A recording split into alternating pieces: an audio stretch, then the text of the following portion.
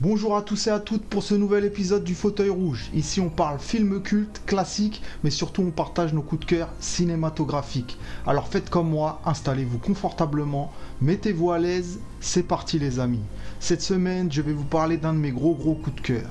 Les Blancs ne savent pas sauter. C'est une comédie sur le basket de 1992 réalisée par Ron Sheldon avec ses deux acteurs principaux, Wesley Snipes et Woody Harrelson. Un duo très complémentaire qu'on retrouvera quelques années plus tard dans Money Train en compagnie d'une certaine Jennifer Lopez. Alors déjà, on plante le décor. On est à Los Angeles, ambiance très ensoleillée, colorée, des palmiers partout, et on a ce drôle de type Billy Hoyle, au style décontracté, je dirais même un peu plouc. Il a l'apparence d'un gars qu'on peut plumer facilement sur un terrain de basket. Et il en joue le Billy de cette image de gars simplet pour pouvoir arnaquer les mecs contre qui il joue.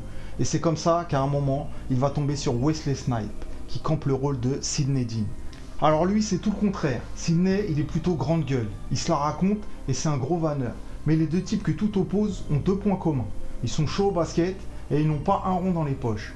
Du coup, les deux hommes s'allient pour arnaquer d'autres joueurs dans des matchs où ça paraît clandestinement. Entre compétition explosive, dialogue hilarant et rivalité constante, leur récente amitié est mise à rude épreuve. Arriveront-ils à se sortir de leur situation financière désastreuse? Pourront-ils tisser une amitié qui s'est construite sur des arnaques? Pour ceux qui l'ont déjà vu, vous savez que ça vaut le coup de le re-regarder. Pour les autres, n'hésitez pas à le découvrir.